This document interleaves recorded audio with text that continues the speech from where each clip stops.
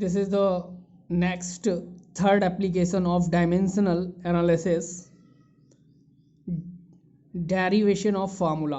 मतलब हम फार्मूला को ड्राइव करेंगे, ठीक है। फार्मूला कैसे बनाते हैं, ठीक है। Using the same principle of homogeneity of dimension we can derive the formula of a physical quantity. Physical quantity के लिए हम फार्मूला को ड्राइव कर सकते हैं। देखो, तो सबसे पहले हमारे पास एक क्वेश्चन दे रखा है। क्वेश्चन है derive an expression. Derive an expression, हमें एक एक्सप्रेशन को ड्राइव करना है फॉर टाइम टी। टाइम दे रखा है T of a simple pendulum. Simple pendulum के लिए विच में depend upon mass of M. Mass क्या दे रखा है, स्मॉल एम। टाइम दे रखा है small T and length of pendulum L and acceleration due to gravity G. मतलब जो derive and expression for time T है ऑफ ए सिंपल पेंडुलम का, ये टी किस पर डिपेंड कर रहा है वो चीज़ हमें लिख लेनी है सबसे पहले। ये टाइम टी डिपेंड कर रहा है, मास पर डिपेंड कर रहा है, लेंथ ऑफ पेंडुलम पर डिपेंड कर रहा है, एक्सीलरेशन ड्यू टू ग्रेविटी जी पर डिपेंड कर रहा है। तो जिन चीज़ों पर डिपेंड करता है उन्हें हम ऐसे प्रोपोर्शनल में लिख लेते हैं टी। टी प्रोपोर्शनल किस किस पर डिपेंड कर रहा है, मास पर, लेंथ पर और ग्रेविटी पर। और प्रोपोर्शन करने के बाद हम इसकी पावर को ए बी सी डी इस तरह से मान लेते हैं, ठीक है। टी डिपेंड कर रहा है इन तीन क्वांटिटी पर, तीनों क्वांटिटी दे रखी हैं, ठीक है। ये टी डिपेंड कर रहा है और इस तरह से हम लिख देंगे। जब प्रोपोर्शनल का हम साइन हटाएंगे तो टी इक्वल क्या आ जाएगा, K M the power A L B G C. Equation first बन गई। अब हम क्या करेंगे, पावर ए बी सी है इधर।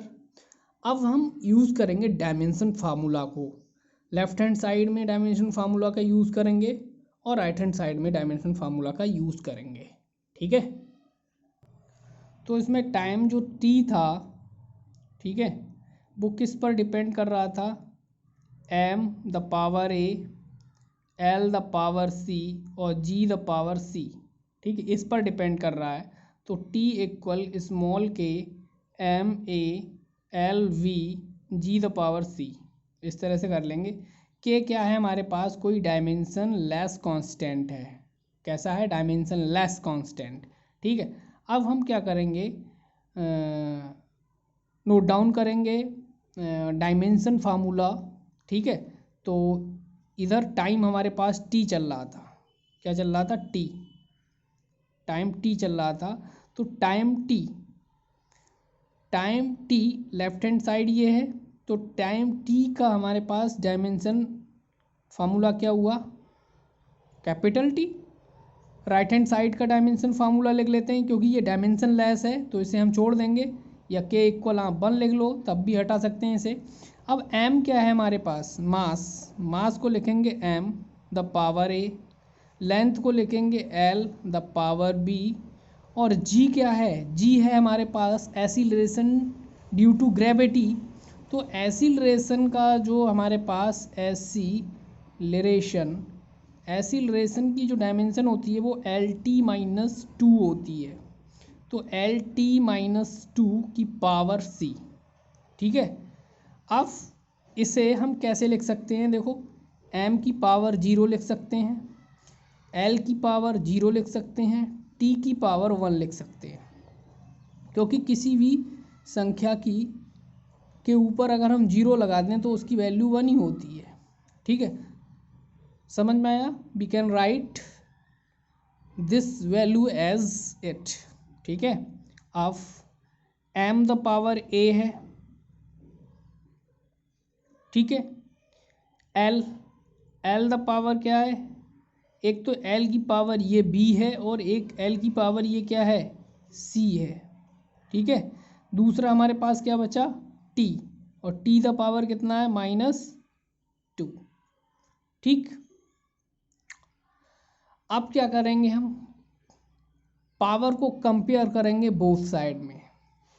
तो compare the power on both side, compare करेंगे तो ए की वैल्यू क्या आएगी, 0। देखो ए की वैल्यू 0, और b प्लस सी की वैल्यू क्या आएगी, 0, ठीक है। और -2c रहेगा, क्योंकि एक पावर ये भी तो है 2c, तो -2c की पावर, और यहाँ t की और t की दोनों की पावर का कंपेयर करेंगे, ये 1 आ जाएगा, तो c द पावर आएगा -1/2।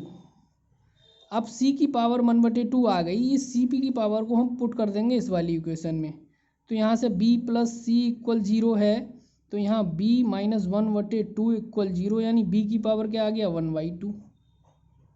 ठीक है, अब a की पावर क्या आ गया, a की पावर 1/2 आ गया और c की पावर 1/2 आ गया। ठीक है, इस तरह से लिख लो आप, a की पावर 0 आ गई हमारे पास, b की पावर क्या आ गई 1/2 आ गई, और c की पावर क्या आ गई -1/2 आ गई। ये जो पावर हैं, ये पावर इस इक्वेशन में पुट करेंगे। ठीक है, इस पावर को इस इक्वेशन में पुट कर दो, तो t = k m the power कितना है, a की पावर है 0, और l की पावर b 1/2, c की पावर कितनी है -1/2। ठीक है, c क्या g है, g की पावर है -1/2। अब देखो t = k m the power 0, ये क्या हो गया, यानी m द पावर 0 हो गई, वैल्यू 1, तो ये बचा हमारे पास l की पावर 1/2 को हम इस तरह से लिख सकते हैं √l। अब g की पावर 1/2 माइनस में है, नीचे जाएगा, g की पावर 1/2 हो जाएगा, तो इसे लिख सकते हैं k √l/√g, और इसे लिख सकते हैं k √l/g, और k एक डायमेंशन लेस क्वांटिटी है, तो k की जगह हम अगर 2π लगा दें तो डायमेंशन लेस ही क्वांटिटी है ये, तो t = आ जाएगा 2π√l/g। तो ये फार्मूला क्या हो गया आपका बन गया। देखो फार्मूला का क्रिएशन हमने कर लिया, यहाँ से फार्मूला को क्रिएट कर दिया। ठीक है, इसी तरह से आप और भी एग्जाम्पल ले सकते हो।